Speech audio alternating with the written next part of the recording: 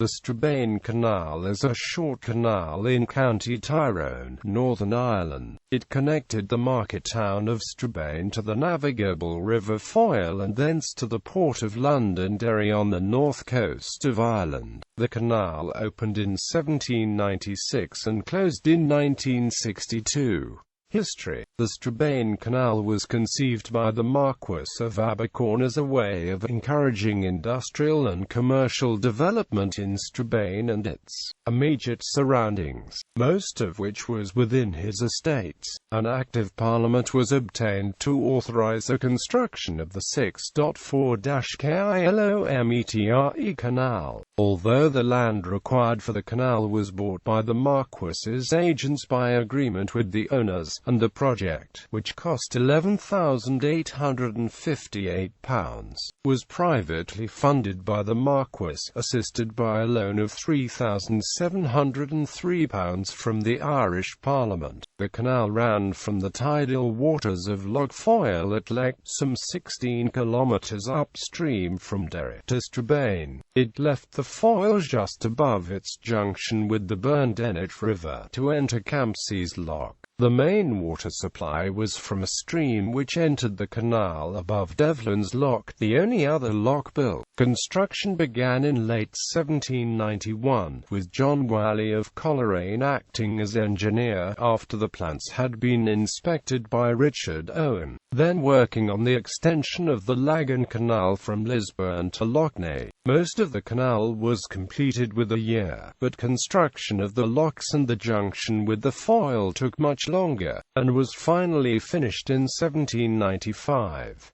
An official opening took place on the 21st of March 1796, amidst great celebrations. The respectable inhabitants ate at the Abercorn's Arms, and proposed many toasts while ale was supplied to the general populace, and there were bonfires and illuminations. The locks were designed to accommodate sea-going schooners, capable of carrying 300 tons of cargo. Devlin's Loch was 108 by 23 feet, with 7 feet of water over the sill, while Campsies Loch was 117 by 24 feet, with a depth of 6.5 feet. Tolls were collected by the Marquess's agents at a flat rate of 2 shillings per ton, and upstream trade in coal, timber, hardware and foodstuffs developed, although there was dissatisfaction with the tolls, which were considered by the merchants to be too high and unreasonable. Traffic from Strabane to Derry developed more slowly, but a trade in agricultural produce gradually increased. Lighters were towed by a steam tug to the entrance of the canal, while horses provided the power for the journey up to Strabane. From 1820, a group of local people leased the canal from the Marquess, and continued to run it successfully. 583 lighters made the journey between Strabane and Derry in 1836, carrying a total of 10,535 tons, most of which was grain. A number of warehouses, grain stores and wharves were built along the banks at Strabane. The canal brought considerable prosperity to Strabane and delivered in the first quarter of the 19th century, and the towns became flourishing markets for agricultural produce. However, in 1847 a railway opened from Derry to Strabane, which was extended to Omagh in 1852, and a network of connecting railways soon developed. The effect on the canal was dramatic, and the canal was soon in financial difficulties. The canal company, which had leased the canal for the last 40 years, was wound up in 1860 to be replaced by the Strabane Steam Navigation Company. Although traffic remained at about 20,000 tons until the end of the century, this generated between £2,000 and £3,000 of income, and by the time operating costs and the lease were paid, the net annual revenue was always below £300.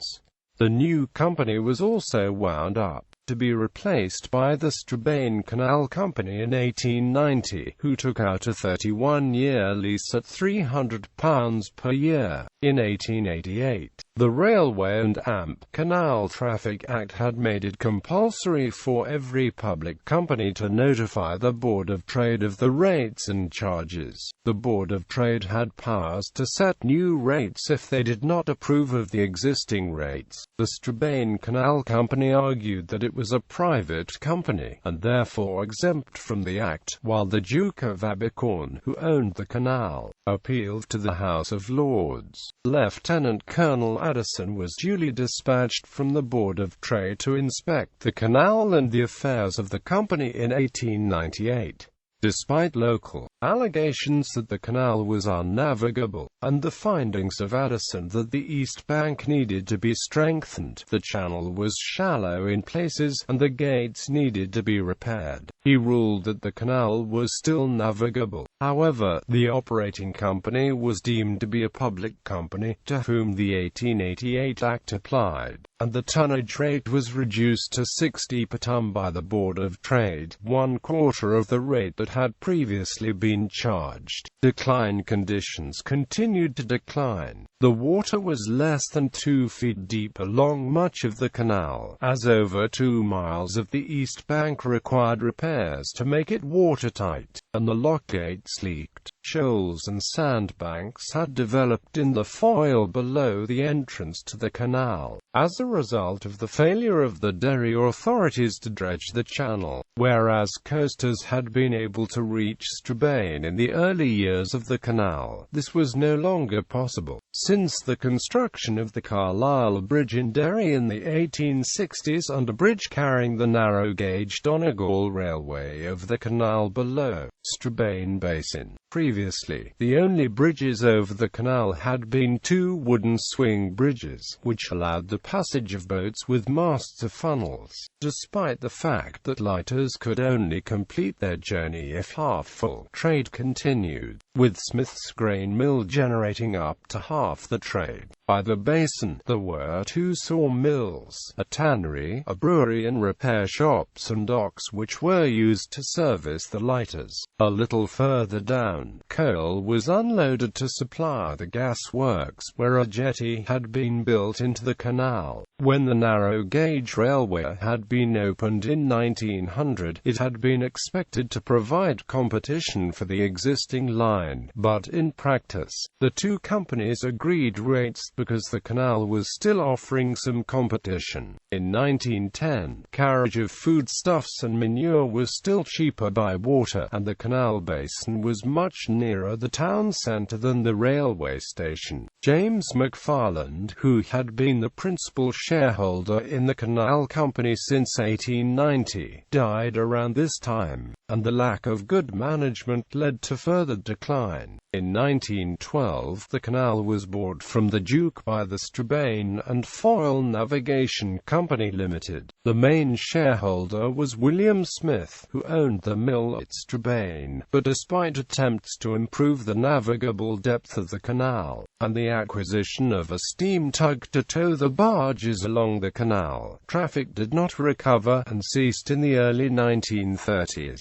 Attempts were made to abandon their canal from 1944, and the section between Strabane and the swing bridge at Dussair was finally abandoned in 1962. The rest officially remained open. Restoration. In June 2006, the Strabane Lifford Development Commission paid for a £1.3 million cross-border waterways restoration contract. The project was launched by President of Ireland Mary McAleese in Lifford and involved the restoration of 2.4 kilometres of canal and 2 locks to working order.